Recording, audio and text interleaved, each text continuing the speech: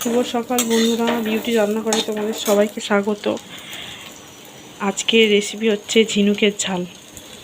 দেখো ঝিনুকগুলো ভাজা ভাজা হয়ে গেছে, লাল লাল করে ভেজে নিয়েছি। আলু লাল লাল করে ভেজে নিয়েছি। এবার পেঁয়াজ, আদা, রসুন, টমেটো সব কিছু দিয়ে কষবো। তোমরা দেখতে থাকো ভিডিওটা কেমন করে করি। কড়াইতে এবার তেলটা দিয়ে দেবো।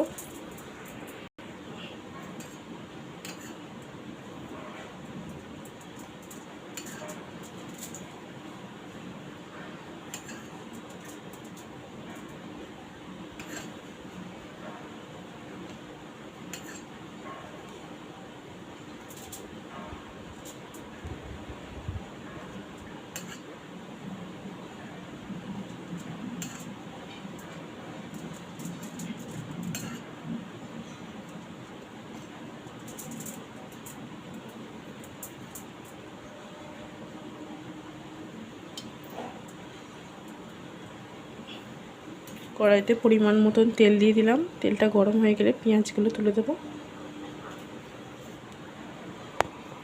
তেলটা গরম হয়ে গেছে, এবার পেঁয়াজগুলো তুলে দেবো।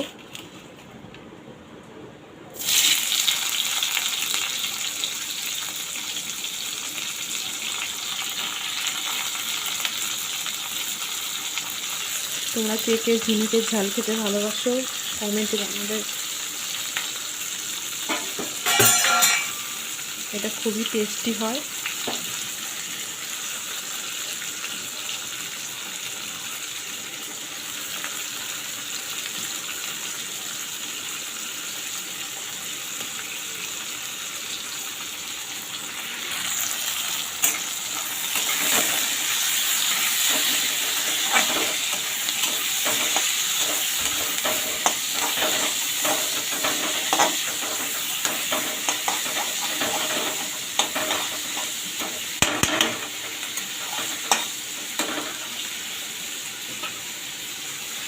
পেঁয়াজ, টমেটো, কাঁচা লঙ্কা সব দিয়ে দিয়েছি। এগুলো একটু ভালো করে লাল লাল করে ভেজে নেব, তারপরে মশলা দেব।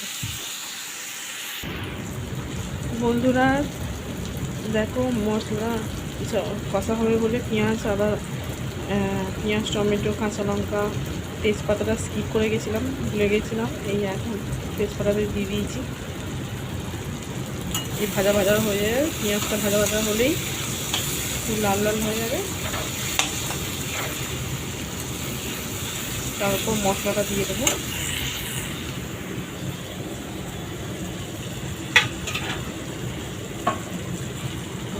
এতে আদা, রসুন, জিরে, ধনে গুঁড়ো, জিরের গুঁড়ো, আদা রসুন বাটা, লঙ্কা গুঁড়ো, হলুদ গুঁড়ো দেওয়া আছে। এটা মশলা কষার জন্য ভাজা ভাজা হলেই দেব।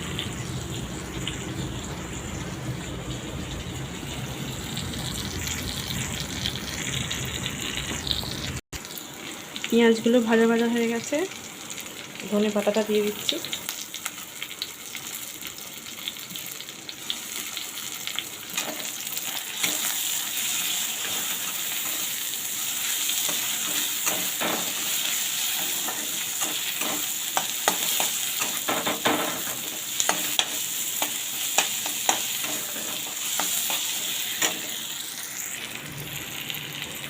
এবার মশলাটা দিয়ে দেবো। জিরে গুঁড়ো, ধনে গুঁড়ো, লঙ্কা গুঁড়ো, হলুদ গুঁড়ো, আদা রসুন বাটা আছে একসঙ্গে দিয়ে এবার মশলাটা কষতে থাকবো। দেখো বন্ধুরা কত সুন্দর দেখতে হয়েছে।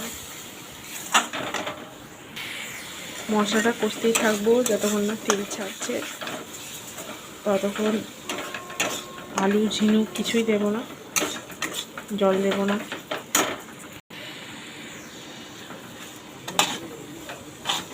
দেখো তেল ছেড়ে গেছে মশলার।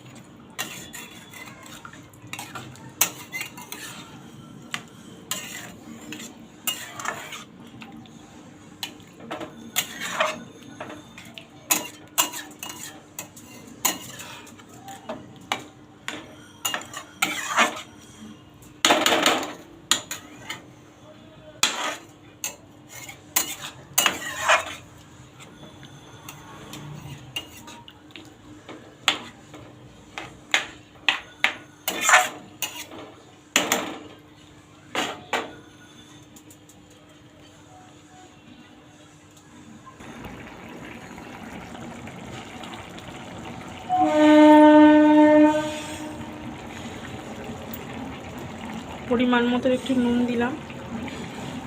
দেখো আমার রান্নাটাও প্রায় হয়েই গেছে।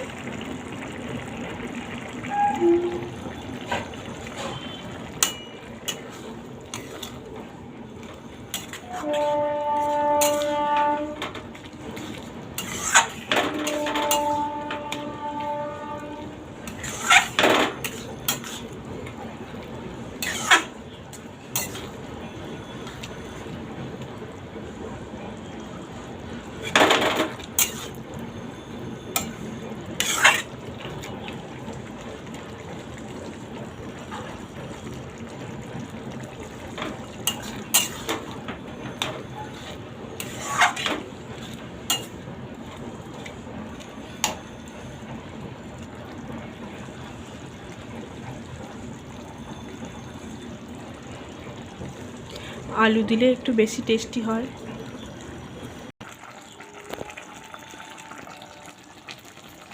শেষে একটু গরম মশলা দেবা।